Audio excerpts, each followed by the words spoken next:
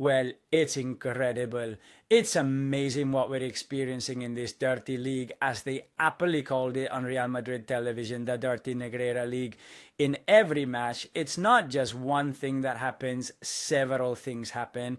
And that ecosystem of hatred is created there, of kicks, of incomprehensible refereeing decisions, of penalties that are not awarded to us, of Ceballos. Today it was Ceballos' turn, but sometimes it's Asensio, other times it's Vinicius. And when none of them are there, they'll tell Ancelotti to die. It's just, I said, I'm gonna try to make the video calmly, but how to make a calm video? First, because no Real Madrid match is calm. I mean, there's no way to win so that in the last minutes you can be somewhat relaxed. No, everything is nerve-wracking. Everything is heart in the mouth.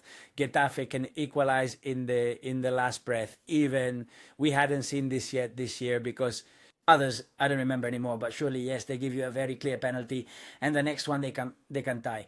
If Getafe scores that goal at the end, yes, because you saw it was a great save by Courtois from Alvaro's shot. By the way, another thing, I have it all noted here, but I'm remembering Alvaro. Hey, they're doing their job, huh? Alvaro, a youth player from Real Madrid.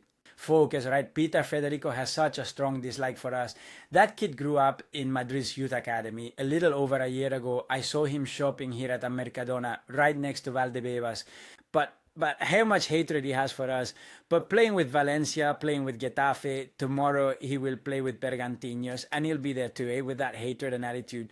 He went to a former teammate like Asensio. These two coincided, to tell him to get up, that the other one didn't hit him. But well, and everything we were coming from, and now we're talking about the first 5 minutes. Well, I want to talk about the end, because I'm going to put on the headphones, but we're not going to listen to anything. I'm a bit worked up. Understand me. I like to make these videos because I'm very heated, right? And you have to make them like this, heated, the videos, because it's just whoever you tell it to sees everything that world, right? Then people see it with other eyes. Look at Madrid, how bad that Madrid has been bad. Now let's talk about the sports side, huh? Look how bad, struggling now against Getafe, damn. And on top of that, Camavinga gets injured, dude. You have to play the last minutes, 6 minutes of added time there with 10 men, because you couldn't make any more substitutions. Well, the penalty on Rodrigo, of course, for the archive VAR account to say is a penalty, first of all, is up and down. I mean, up, the little arm is constantly on the shoulder and pulling him, because let's see, you're in front and you're also hunched over. A guy puts his arm on your shoulder from behind, pulls you. Besides, we can't see it in motion, but he makes the gesture of pulling him. But look here, knee with thigh. Here the impact is obvious, knee with thigh, right?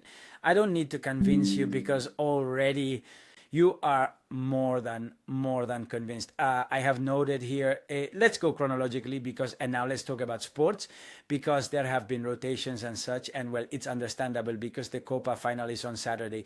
Today we were this close to losing LaLiga for good, but we are still alive. Hey, we are still alive. It would have been a blow, huh? Today, lose a competition right before playing another against the boat referees. It would have been a blow. Luckily, in the end, it wasn't, but hey, they did everything possible to make us fall off the boat, right? They did everything possible, mate.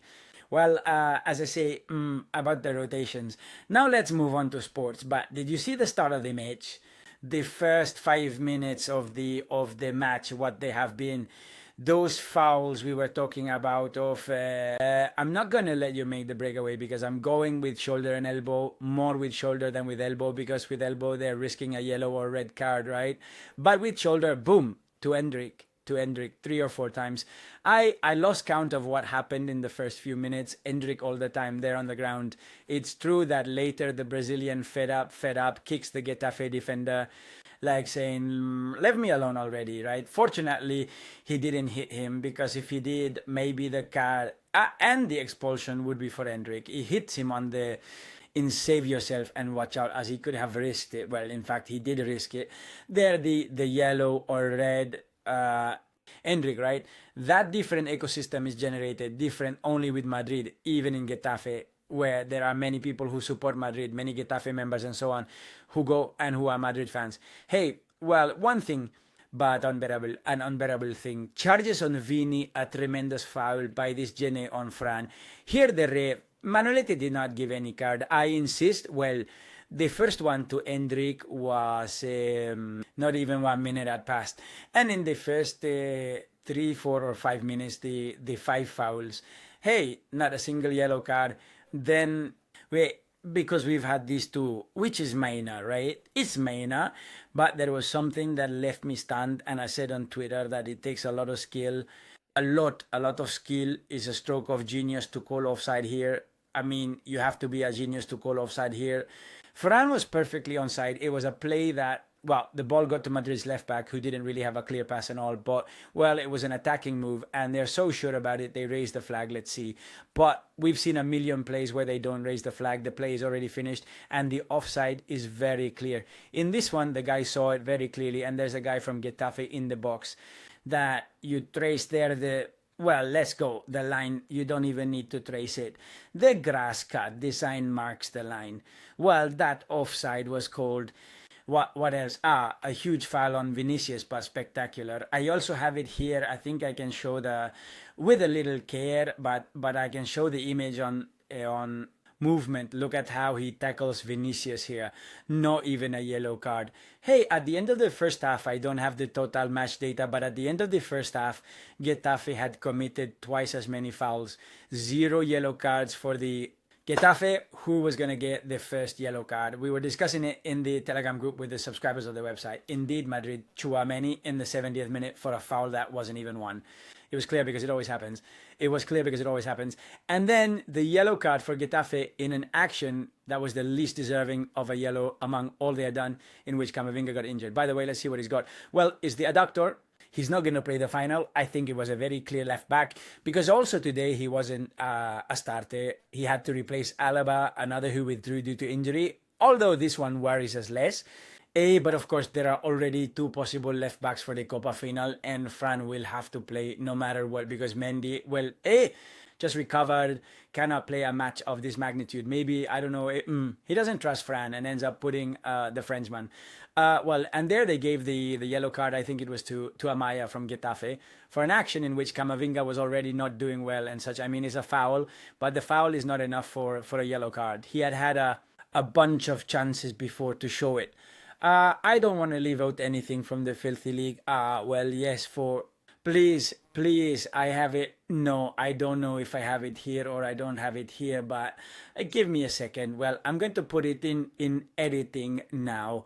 Well, the girl from Dazen, maybe it wasn't her fault, huh? Maybe it was her bosses and all who... His best is this Kingdom Eric. Well, they told him, well, look, go out with the beach ball. They're throwing at Vinicius. They're calling him everything and calling him beach ball. Well, great idea. I mean, with everything going on, the little ball here. And, well, this is the atmosphere that is created every time Madrid plays away, even in Getafe, right? What a marvel. Anyway, regarding the sports side, well, now asking for it at the end, obviously playing with 10, but we were already asking for it, and we were already trapped in a regrettable second half by Madrid. There really wasn't, you see, it's like Chinese water torture, right? The yellow cards that the opposing team doesn't get despite committing double the fouls and so on. I understand all that, and it's very hard to separate it from the sports aspect, because of course that's a situation for a team that is very difficult to endure. But Madrid is lacking in play, Madrid is lacking in everything this year, and then one thing adds to another. But in the good first half, or reasonably good first half, by players like, for example, Güler, a great goal by Güler, by the way, with his right foot. I hadn't mentioned yet the goal by the Turk. Good first half. In the second, practically disappeared, and the rest of the players also 2 very different halves. Sometimes the first is bad, the second good. Like the other day against Athletic Club Bilbao, is the first good, the second bad. We look, and nothing, even the counterattacks that we could take advantage, because Getafe was overwhelming us in the second half and we were pinned back. The counterattacks Madrid launched, the final decisions were a horror, but from really great players, damn. Or, I mean, from Bellingham there in the second half, decisions. There was one from Vinicius where he had the pass to Valverde to smash it against Getafe's goalkeeper, and Vinicius took a shot himself. practically with no space and a twist plus the body. You have to change the ball and such with a good save by Soria, but I think it wasn't even going towards the goal. They had that belief of, well, anyway, they chose everything, absolutely everything wrong. So, well, they had, apart from the extremely clear chance of Arambari, I saw a goal there at the end of the match. Alvaro's in the very last second after the penalty to Rodrigo. You would have to see if he scored that goal, if they pull it back with the video assistant referee and call the penalty on Rodrigo. I am convinced they would not. Whoever wants to use as an excuse that the match was already over, why call that penalty? Sorry, but no, that's not an excuse not to call a penalty. Hey, up to where does the match last? Up to here. You'll have to excuse me because we still have to review an action in the video arbitration. But what is this? I am convinced that it wouldn't have been called if they scored that great goal on us. Amazing save by Courtois. And before that, he had a very good intervention in which Alvaro himself also kicks the Real Madrid goalkeeper. And poof, not much more to highlight. That we are still alive. What a damn corrupt league this is, really. You say, I know, not even a match that in theory could have has become normal. Not because Getafe is a friendly club, no, because they also play a tough and quite scrappy game with a coach who gets along very well with Ancelotti. All of that doesn't matter. But maybe you thought, oh, maybe today is the day when we can finish a match calmly. Not this one. Match, not this one, but nothing so good that there we continue, and you lose the desire to keep watching this dirty spectacle. But well, what are we gonna do? I also, for work, as I've been doing it for 1,000 years, but I understand people who say I stopped watching this crap, and indeed, or maybe they stop watching our videos because we keep talking about the same thing. How can we not talk about the same thing? Because yesterday we saw what we saw, and with Barca against Celta, we saw what we saw. They needed a penalty, they got a penalty. And the one they did to Rodrigo today is more of a penalty than the one they did to Olmo. They called that one and not this one. And what happened, with the penalty on Bellingham in the match against Athletic, it happens again and again and again every match day. In the disciplinary matters, with cards, in the residual plays or non-residual plays, in interpretations, in the offside frame, go take a hike. And that's it. I'm really upset. For those who sometimes might think that I'm maybe exaggerating a bit, it's not. I mean, those who know me know that I'm like this. That's why I like to record the videos right after the match ends. Well, I'll be calmer in the next one. Have a good one. Give it a like if you enjoyed the video. Subscribe to the channel. Please comment, share, and that's it. Come on, Hala Madrid, despite everything. Bye.